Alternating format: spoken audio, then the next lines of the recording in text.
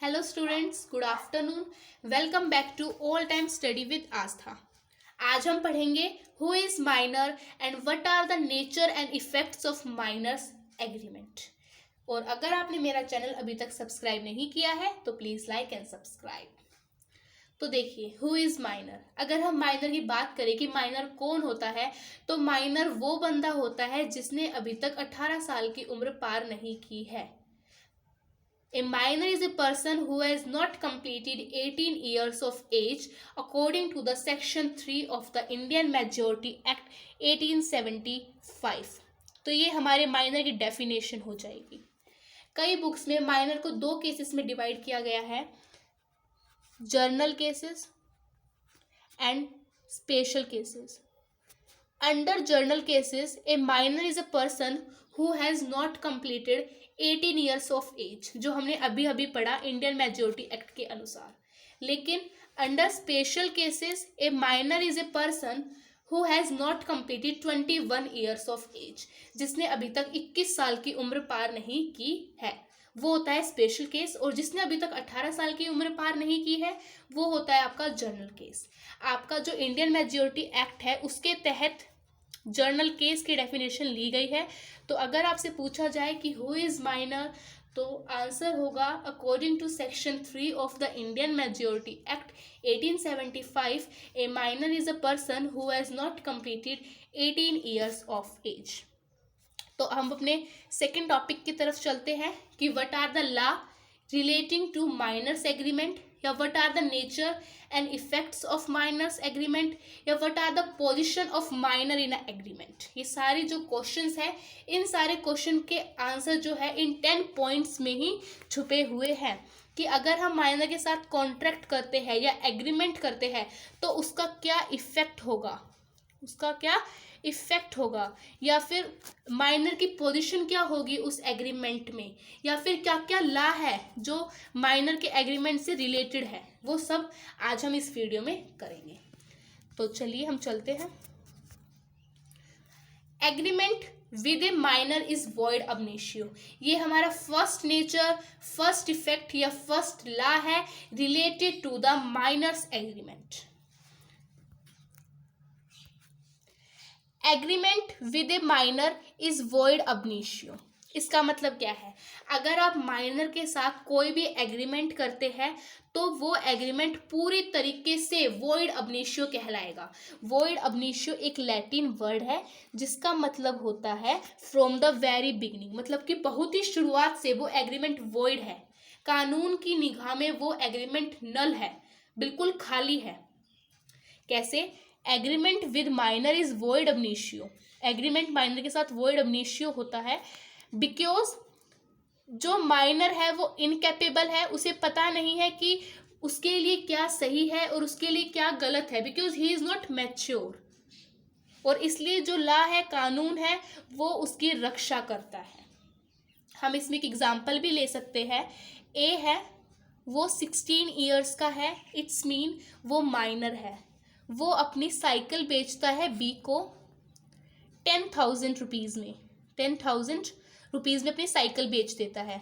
तो अगर हम बात करें कि इस एग्रीमेंट का नेचर क्या है, इस एग्रीमेंट का नेचर है वॉइड अब इनिशियो। ये एग्रीमेंट बहुत ही शुरुआत से, जब आपका एग्रीमेंट बना है तभी से ये नेचर वॉइड है। नेचर मीन्स एग्रीमेंट जो है वो वॉइड अब इनिशियो है। ये कानून की निगाह में ये एग्रीमेंट है ही नहीं। वॉइड का मतलब होता है null, before the law, before the eyes of law. Okay, तो agreement with the minor is void ab initio. अब हम सेकेंड नेचर और इफेक्ट की बात करते हैं। Beneficial agreements are valid contract. इसका मतलब क्या होता है, अभी हमने पढ़ा कि माइनर के साथ अगर आप एग्रीमेंट करेंगे तो वो वॉइड अब इनिशियो एग्रीमेंट होगा। लेकिन अगर किसी एग्रीमेंट में माइनर को फायदा हो रहा है, माइनर बेनिफिशियरी है, तो वो कॉन्ट्रैक्ट आपका वैलिड होगा और इन्फोर्सिएबल होगा बाय लॉ, मतलब कि वो लागू किया जाएगा लॉ के द्वारा और वो वैलिड कॉन्ट्रैक्ट माना जाएगा। तो सेकंड पॉइंट है beneficial agreements are valid contracts. Now third point is minor as a partner. मतलब कि माइनर की जगह क्या होगी पार्टनरशिप फर्म में।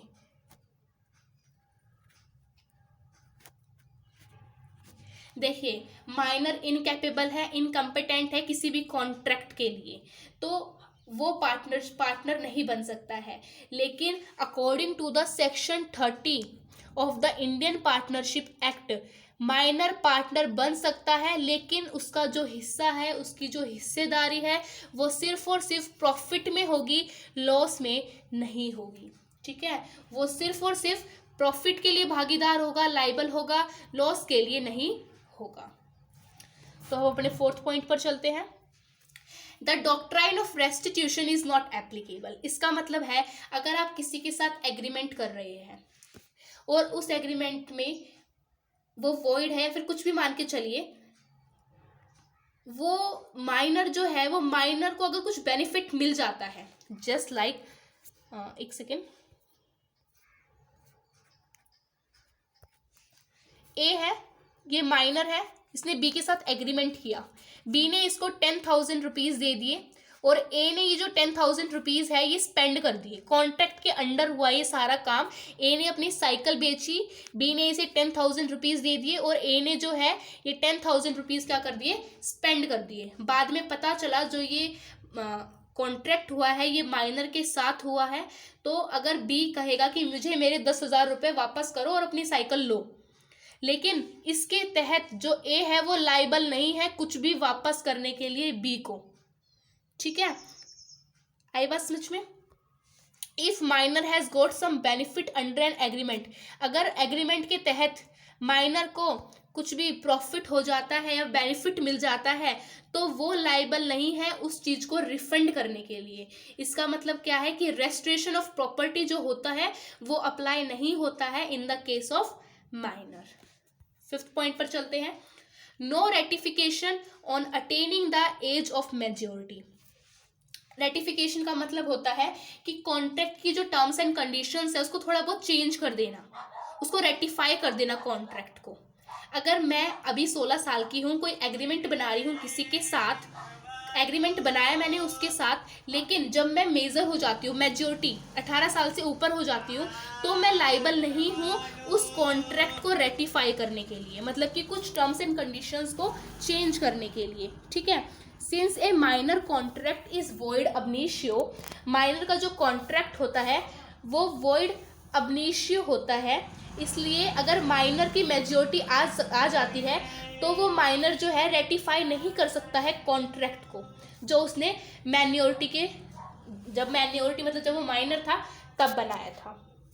इन शॉर्ट हम कह सकते हैं कि जब माइनर मेजर हो जाता है तो उसके द्वारा बनाया हुआ कॉन्ट्रैक्ट रेटिफाई नहीं किया जा सकता। ठीक है, 6 पॉइंट, माइनर एंड इंसॉल्वेंसी। इसका मतलब है a minor can not be declared insolvent as he is not personally liable for his act. Minor को कभी भी हम इंसॉल्वेंट डिक्लेयर नहीं कर सकते, क्योंकि माइनर किसी भी चीज के लिए पर्सनली लाइबल नहीं होता। अगर उसे किसी भी केस में रिफंड करने की जरूरत भी पड़ेगी ना, तो वो पर्सनली लाइबल नहीं है रिफंड करने के लिए, वो रिफंड नहीं करेगा किसी भी चीज को, लेकिन उसकी जो प्रॉपर्टी है, वो जो बंदा है उसकी प्रॉपर्टी में से रिफंड करवा सकता है, अगर किसी भी केस में, स्पेशल केस मान लीजिए उस केस में। Okay, now coming to the 7th point, minor as agent. अगर हम माइनर को एज ए एजेंट नियुक्त करते हैं तो क्या होगा, हम माइनर को एज ए एजेंट नियुक्त कर सकते हैं। इस केस में क्या होगा कि जो प्रिंसिपल है, ये जो कॉन्ट्रैक्ट है हम आगे पढ़ेंगे, प्रिंसिपल और एजेंट का पूरा चैप्टर होगा, तो इसे मैं डिटेल में नहीं बताती हूँ अभी। देखो प्रिंसिपल और एजेंट का रिलेशनशिप कैसा होता है कि एजेंट जो है ना वो प्रिंसिपल के बिहाफ पे काम करता है सारा काम। ठीक है, तो इस केस में अगर हम इस एजेंट को माइनर रख ले, माइनर एजेंट को रख ले, तो क्या होगा, जो थर्ड पार्टीज है उन थर्ड पार्टीज के खिलाफ माइनर के जो भी एक्ट्स होंगे वो रिस्पॉन्सिबल नहीं होंगे। Minor is not liable to the third parties, okay, because minor can not be held personally liable, the principal is liable, principal liable होगा ना कि एजेंट लाइबल होगा। ओके, लेकिन अगर माइनर नहीं है वो एजेंट, तो एजेंट लाइबल होगा अपने काम के लिए। ओके, अगर, लेकिन हम तो पढ़ ही रहे हैं कि भाई माइनर एज ए एजेंट, तो अगर माइनर है एजेंट तो माइनर लाइबल नहीं होगा, प्रिंसिपल लाइबल होगा। Now coming to the 8th point, minor as share holder, अगर अपनी कंपनी में मैं माइनर को शेयर होल्डर रखना चाहती हूँ तो मैं नहीं रख सकती हूँ, क्योंकि वो इनकॉम्पिटेंट है। जैसे हम पार्टनर्स नहीं रख सकते, लेकिन पार्टनर्स में भी तो इंडियन पार्टनरशिप एक्ट ने कुछ कहा कि सिर्फ हम प्रॉफिट में रख सकते हैं, लॉस में नहीं रख सकते हैं। वैसे ही कंपनी वालों ने भी कहा कि हम माइनर को शेयर होल्डर रख सकते हैं थ्रू हिज गार्जियन, उसके गार्जियन के द्वारा, अगर वो कंपनी के फुल्ली पेड शेयर्स ले लेता है तो। ठीक है।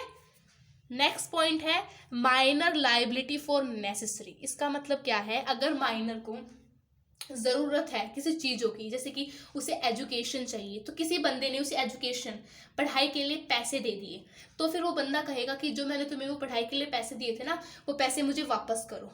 तो जो माइनर है, माइनर लायबल नहीं है उस पैसे को वापस देने के लिए, लेकिन उसकी प्रॉपर्टी में से वो पैसे वापस दिए जा सकते हैं। ये वाला जो केस है ना, सिर्फ नेसेसिटीज़ पर ही लागू होगा, जैसे कि एजुकेशन के लिए पैसे दे दिए, खाने के लिए पैसे दे दिए, शेल्टर के लिए थोड़ा बहुत पैसा दे दिया, लेकिन ऐसे लग्जरीज के लिए पैसे दिए तो ये वाला केस लाइबल नहीं होगा। लेकिन ये सिर्फ लाइबल होगा only and only for necessities. इसमें नोट क्या है, जो ये रूल है, ये रूल अनसाउंड माइंड पे भी लागू होता है।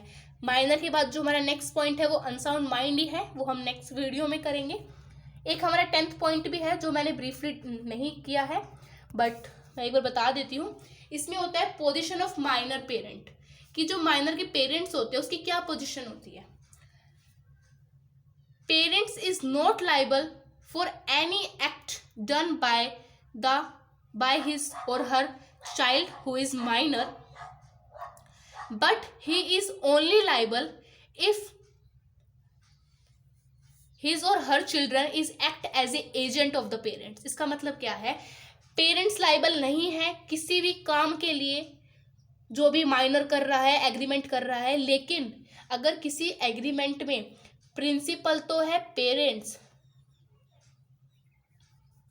और एजेंट है वो बच्चा, उनका चाइल्ड, माइनर है जो कि चाइल्ड उनका, तो इस केस में हमने पहले भी पढ़ा हुआ है कि प्रिंसिपल लाइबल होता है एजेंट के काम का। तो इसमें प्रिंसिपल कौन है, पेरेंट्स है।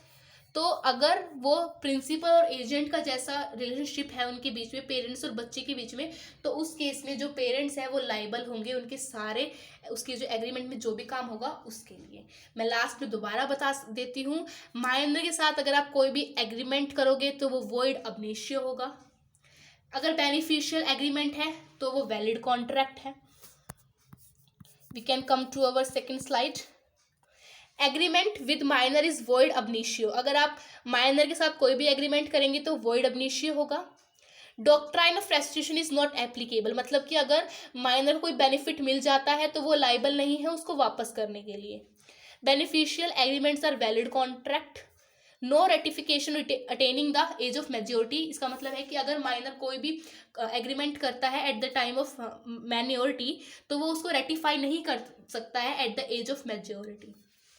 Miners liability for necessities. इसका मतलब है अगर आप माइनर को उसकी नेसेसिटी प्रोवाइड कर रहे हैं तो माइनर पर्सनली लाइबल नहीं है उसे पे करने के लिए, आप रिफंड करा सकते हैं through the property of minor. Minor as a partner वो partnership form according to the partnership act वो पार्टनर बन सकता है, but only in the profit sharing, not in the losses. Agent वो एजेंट बन सकता है, लेकिन इस केस में क्या होगा कि वो पर्सनली लाइबल नहीं होगा, प्रिंसिपल ही लाइबल होगा उसके सारे काम के लिए। माइनर है इंसॉल्वेंसी। इंसॉल्वेंट कभी भी माइनर नहीं हो सकता है क्योंकि वो पर्सनली लाइबल नहीं है किसी भी चीज़ के लिए। पोजीशन ऑफ माइनर्स पेरेंट्स किसी भी चीज़ के लिए लाइबल नहीं है माइनर के एग्रीमेंट से रिलेटेड, लेकिन अगर बच्चे और पेरेंट्स के बीच में एजेंट और प्रिंसिपल का रिलेशनशिप है तो पेरेंट्स लाइबल होंगे। माइनर शेयर होल्डर नहीं बन सकता है, लेकिन अपने गार्जियन के द्वारा वो शेयर होल्डर बन सकता है अगर वो फुल्ली पेड शेयर्स ले लेता है। तो आई होप आपको who is minor and the law, position, nature and effects of minor agreement अच्छे से समझ में आया होगा। नेक्स्ट वीडियो में हम अनसाउंड माइंड के बारे में पढ़ेंगे। So thank you guys, bye bye.